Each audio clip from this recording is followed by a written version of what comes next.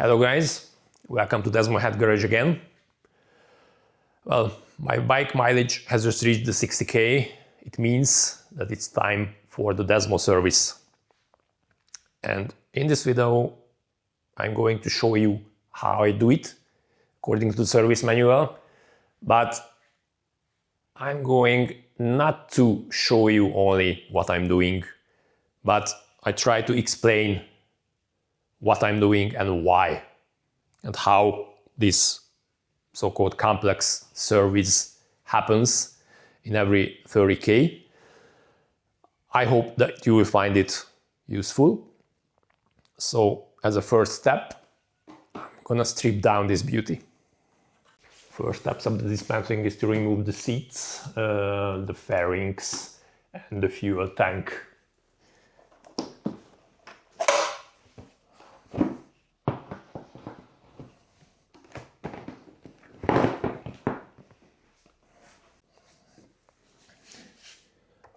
Side fairing is held by 2 screws.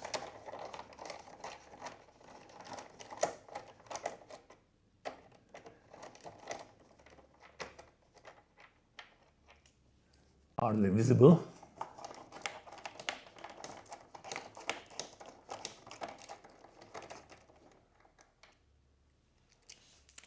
Okay.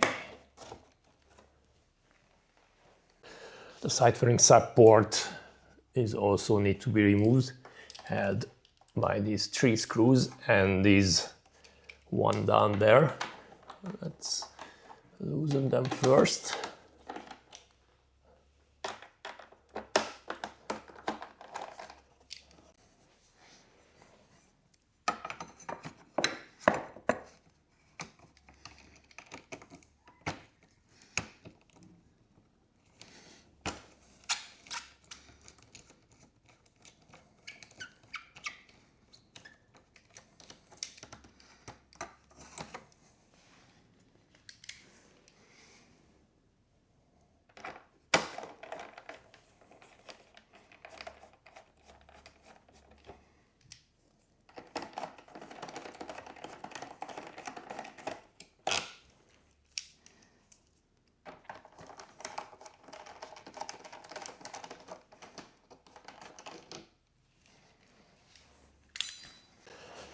It's supported by a Velcro.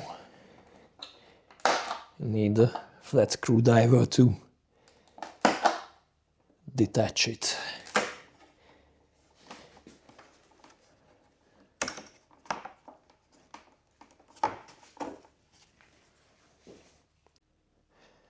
The side body panel is held by these 3 screws to be removed.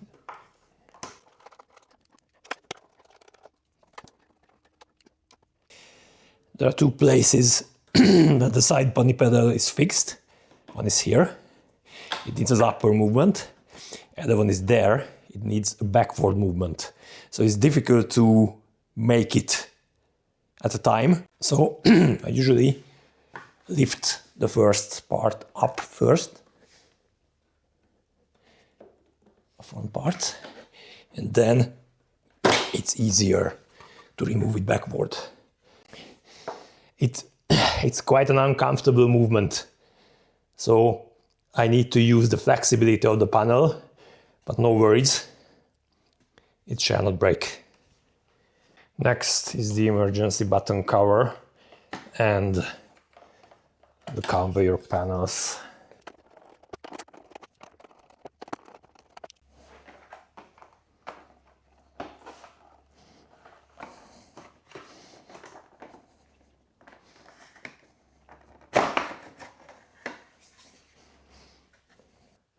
I've got a tank bag, so I remove its ring first before I remove the fuel tank fairing.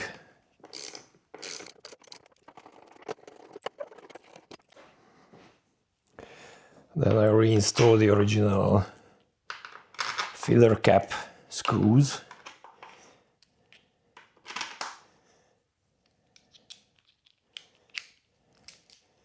Because the filler cap shall remain on the fuel tank. The tightening torque for them is 4 Newton meters. So I tighten the screws to a torque of 4 Newton meters.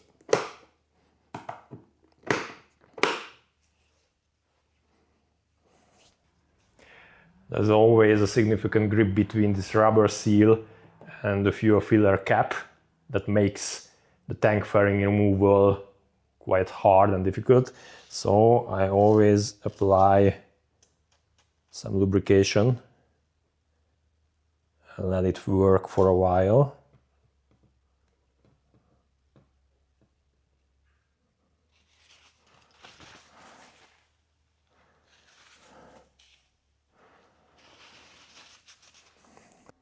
The tank fairing is fixed by 12 screws, 6 on each side. There's 1, 2, 3, 4, 5, and the 6th one is up there. Unless we forget the 2 additional screws here.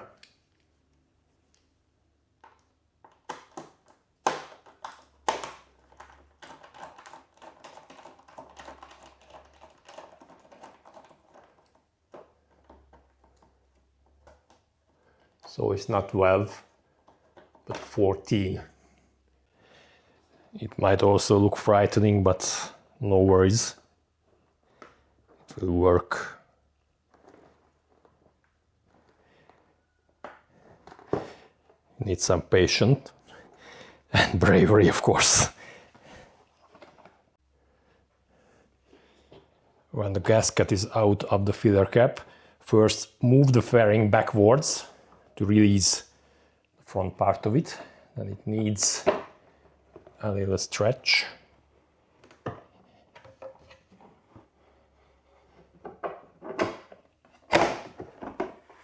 And it's off.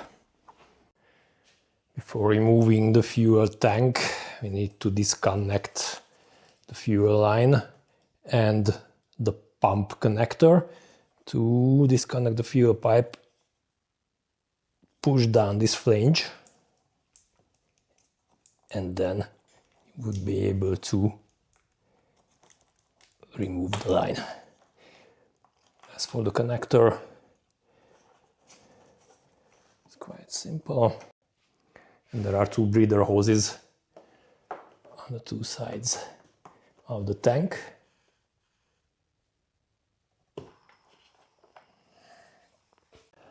And finally, there's the connector of the fuel sender gauge.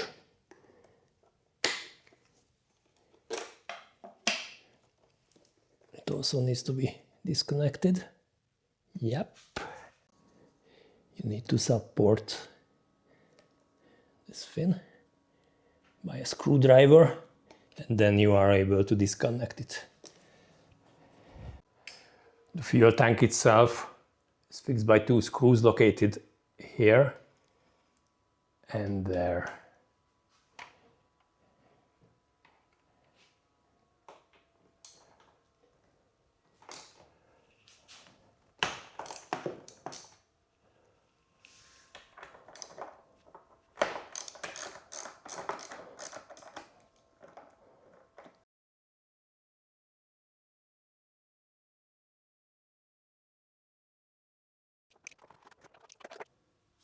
I also remove these additional supports there because it makes the fuel tank removal much easier.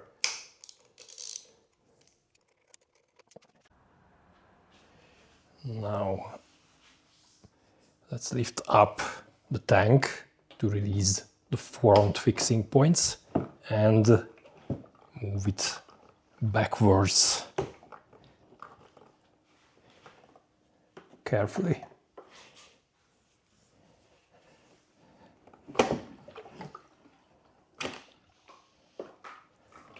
Oh, almost forgot to disconnect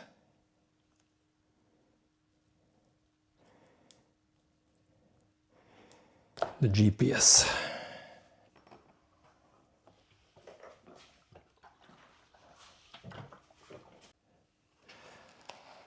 There's as a heat shield or something. And there's the airbox. It shall also be removed. Here's the ECU. And a lot of connectors and very little space.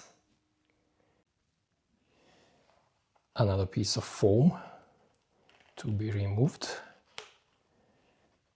And it needs a proper cleaning before installation. Next step is to remove the radiator because it provides easier access to the horizontal cylinder head, and it also makes possible to remove the airbox in an easier way. Now the coolant has been drained, so first I disconnect the expansion tank hose.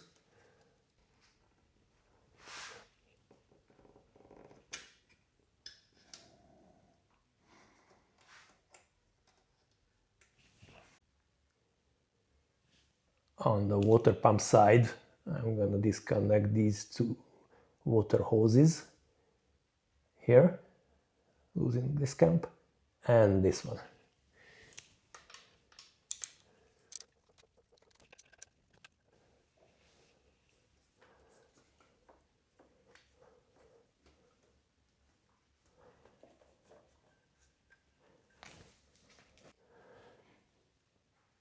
There's always a friction that needs to be loosened first.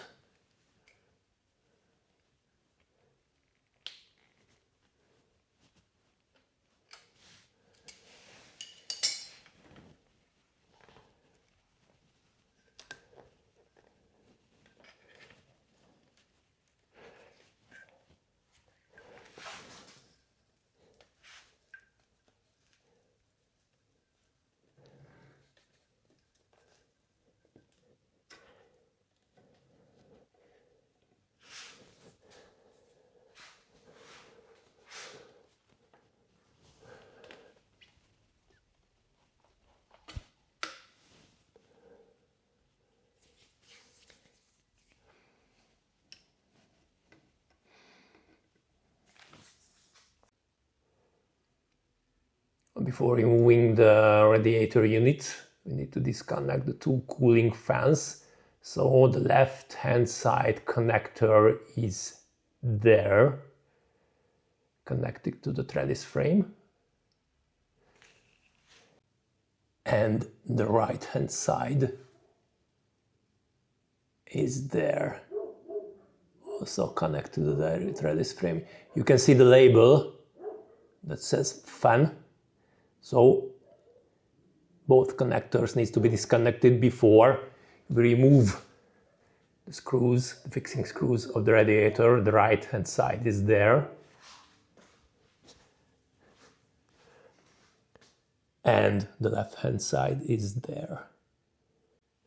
Remove the left hand side, simply lift up the fin and you can disconnect it.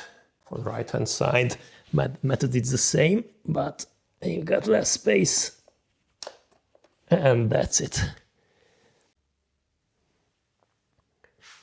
So let's remove the radiator mounting boards, two of them.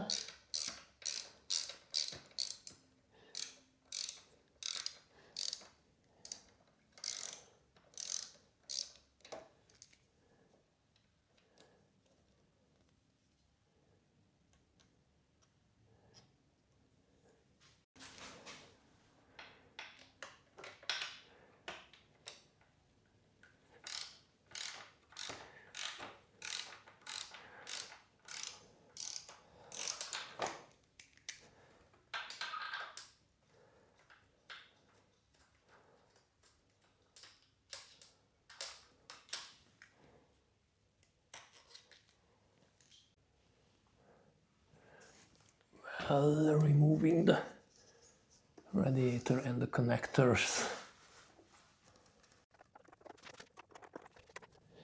Right hand fan is okay.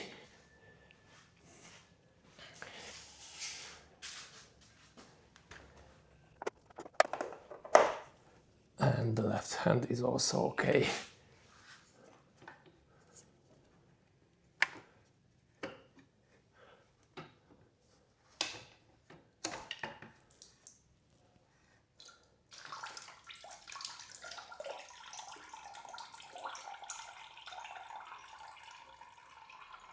Some residual coolant spills out.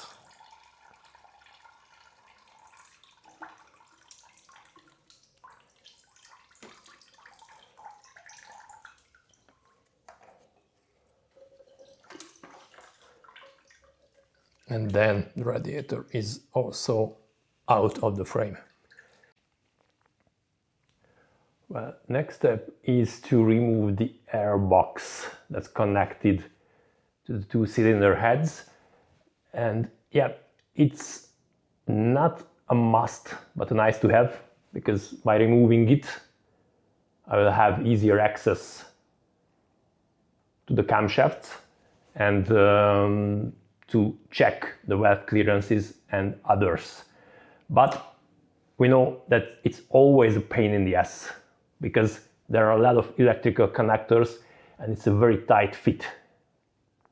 So, as I mentioned, it's not a must, a nice to have, but it's advised to remove it because it makes the whole Desmo service process easier. As the first step, let's disconnect the blow-by tank that's fixed by two screws, because it's in the middle of the trellis frame. So in the case I would not disconnect it, I would not be able to lift up the airbox.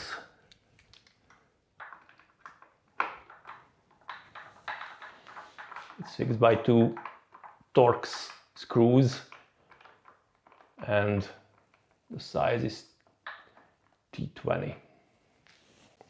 Well, the service manual says that we need to remove the secondary air system union tie that fixes the secondary system valve to a rubber tube. Well, the fact is that there is a support fixed to the airbox and the screw cannot be seen. So most probably I have to remove this cover first, but the union tie is a fixed type. I cannot loosen it by any tool. So the only thing I could do is to use some lubrication, and I try to slide off the valve. Well, see how it works. Well, it was easier than expected, and surprisingly the other half has been disconnected from the airbox. That's better, because this tube would be on the way when I lift up the airbox. But there's a support fixed by one screw, and I need to access to remove it, because otherwise I cannot lift it up. So the screw is up there somewhere. So as the first step, I remove the air filter cover. Before I disconnect any kind of electrical connections, including the ECU, first I've disconnected the battery negative cable, just to avoid any unnecessary transient during the disconnection and so on that would lead to some kind of harmful behavior and would create a hazard, and it would be a real problem, especially for the ECU.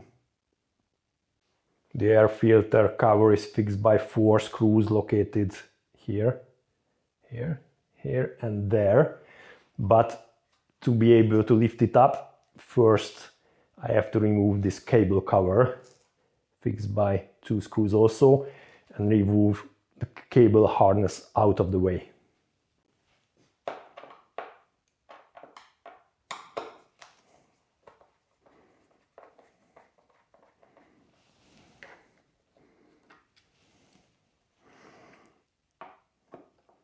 Screwdriver ain't got access, proper access, the second screw, so I use another tool.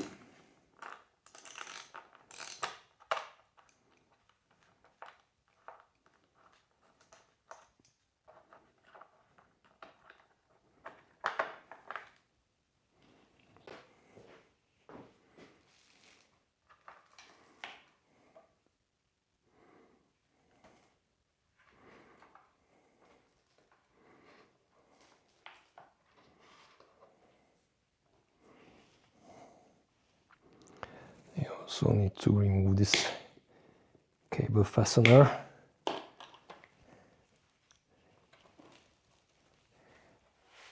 And then hopefully I would be able to remove the air filter cover.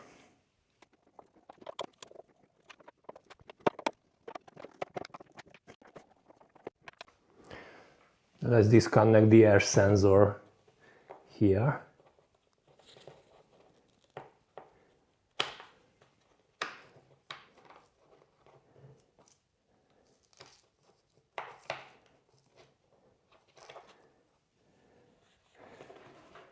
And let's see. The cover moves out. That's okay. But let's face it, not a user-friendly solution. Well, the secondary air valve support unit screw is down there. Can barely be seen. It would be a comfortable solution to remove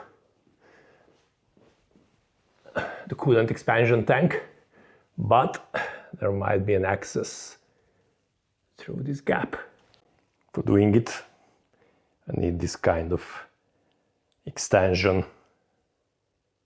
the flexible end. So let's try to do it and see how it works. And the screw is out. I wonder how they do it in the plant. I suppose they've got some similar tooling for it. So let's remove the support.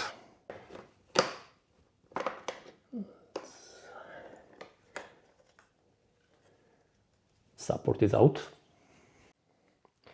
Then let's disconnect the two ETV connectors, the injection connector and the vertical and horizontal map sensor.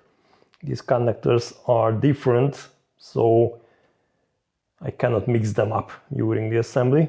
And there are labels on all of the cabling.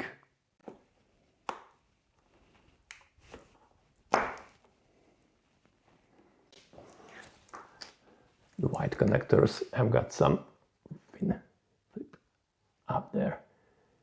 I need to lift it up, and then I'm able to disconnect them.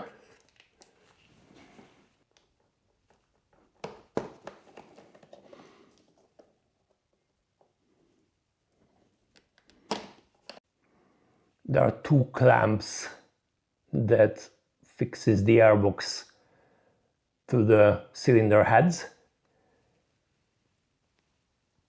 The vertical one is up there and it needs a very long screwdriver to have access to it. And the horizontal one is over there.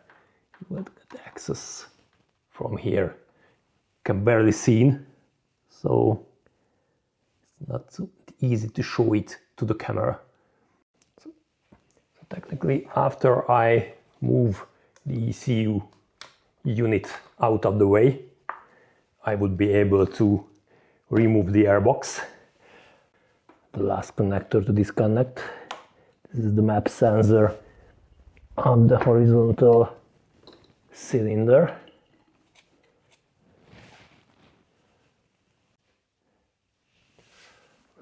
To remove the fuel pipe together with the airbox, these fasteners need to be removed, and the fuel line has to be led out of the way through this hole. Well, this will be a sensitive movement. Well, both map sensors has got their hose here. They need to be disconnected from the sensor housing.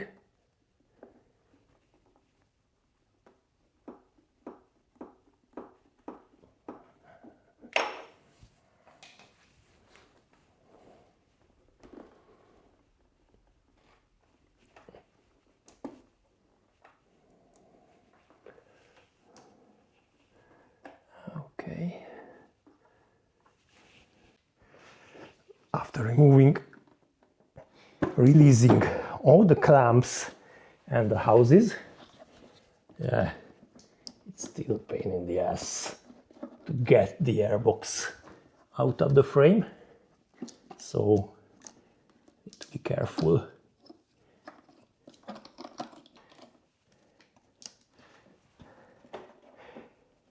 As not to harm anything.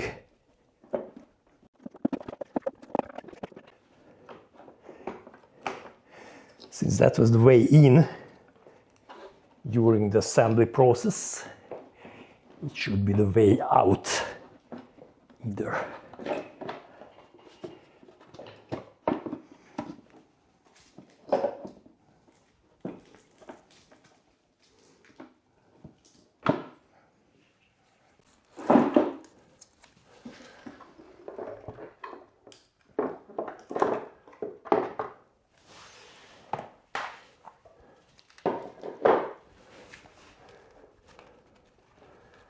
Lack of space is typical. I'm gonna push through the fuel line.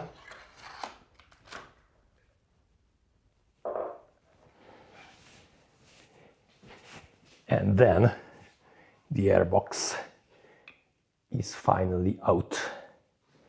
Just for an overview, there are the fuel injectors connected to the fuel pipe. And there are the TV motors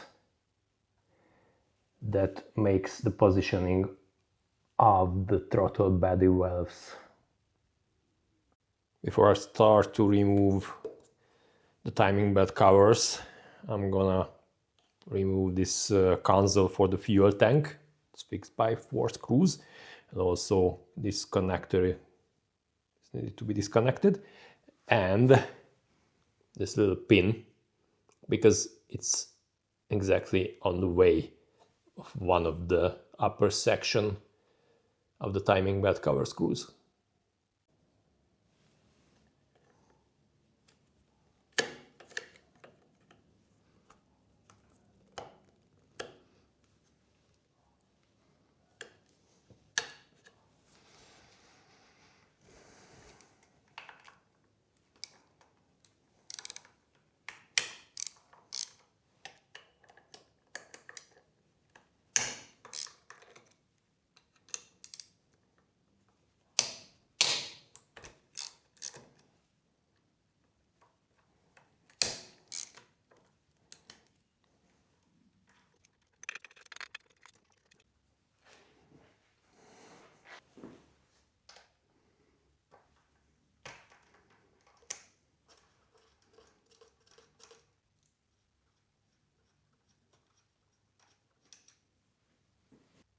I need to get the blow-by tank out of the way, so it's needed to be disconnected to the crankcase breather valve as the clamp, and after that it can be removed from the frame.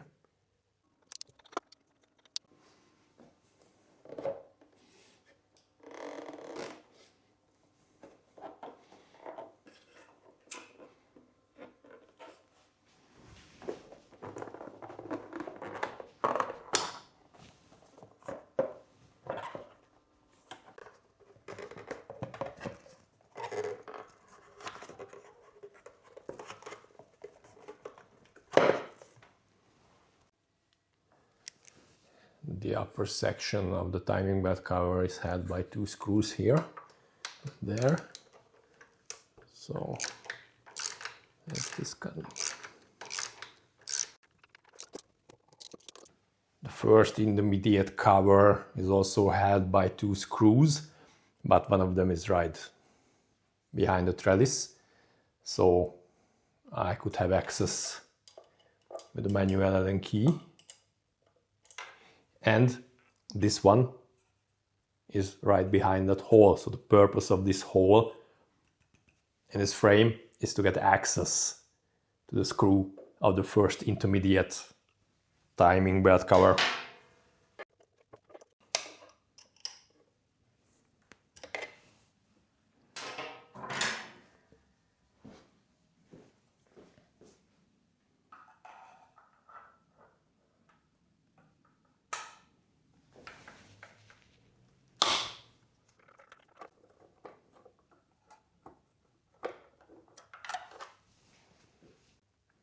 However, the manual says that let's remove the upper section of the cover, but it can be removed after releasing the second one.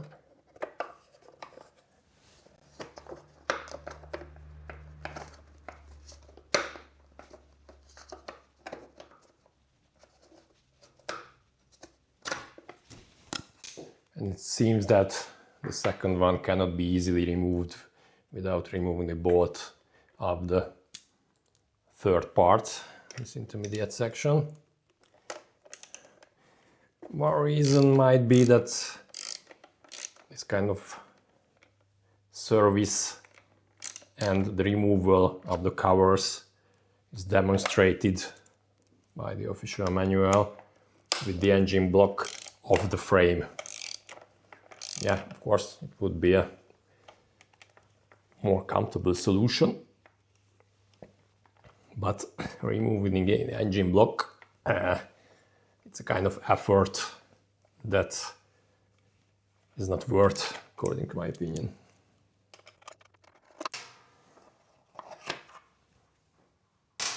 And yeah, this one is a kind of pain in the ass.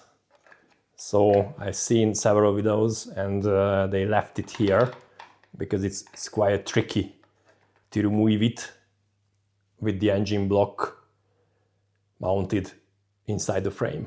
However, it works. It takes time. It takes thinking. So I'm gonna remove it also. What you need to consider is that up till the width of the cover is decreasing and then it creases again. So I need to find out whether I'm going to move it upwards or downwards. The lower part is held by 12 screws. One of them is under this cover. So they need to be pried out first. I use a soft plastic tool just to not harm the other plastic one, and there is the screw down there.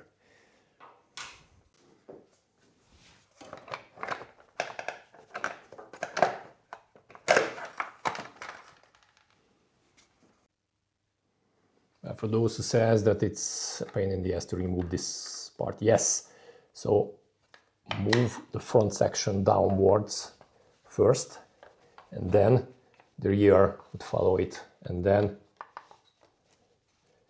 you would be able to remove the part. This is a cover that protects the vertical cylinder head valve cover connections and sensors.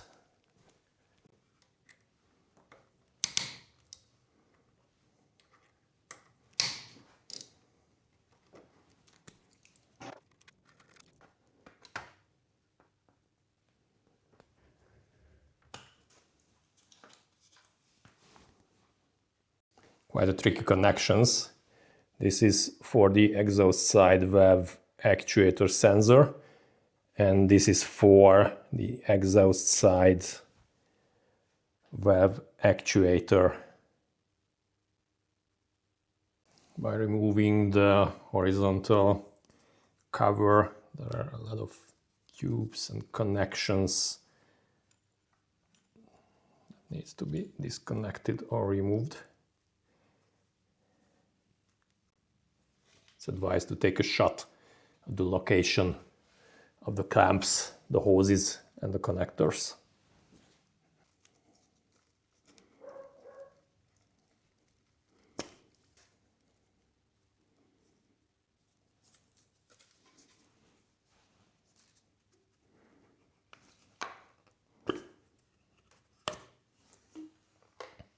Spark plugs shall be removed as well.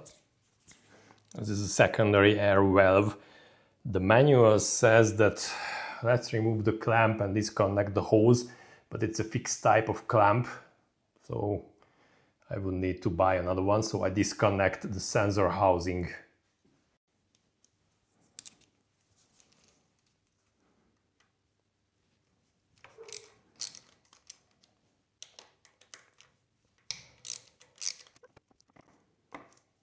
It's actually not a sensor, it's a valve.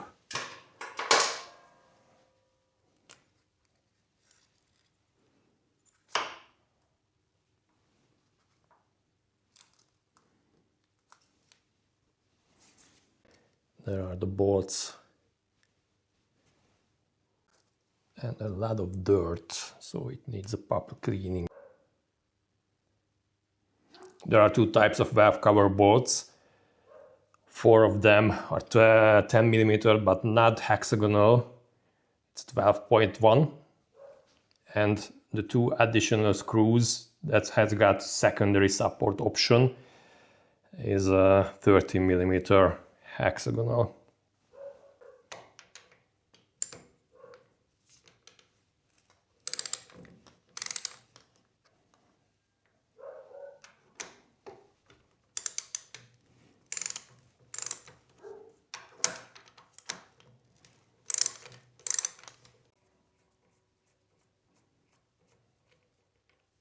There are O-rings under the bolts. New ones shall apply. Since there are some 3-bond or similar material to the gaskets, some knocking by a rubber mallet would help to remove it. And there we are. Procedure is the same for the vertical cylinder. Let's remove the connectors.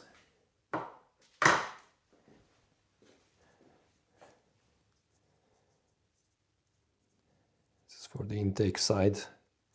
Valve actuator sensor. That's it.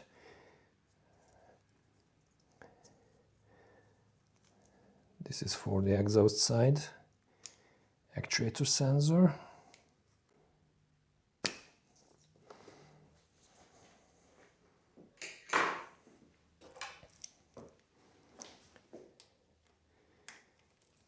Secondary air valve.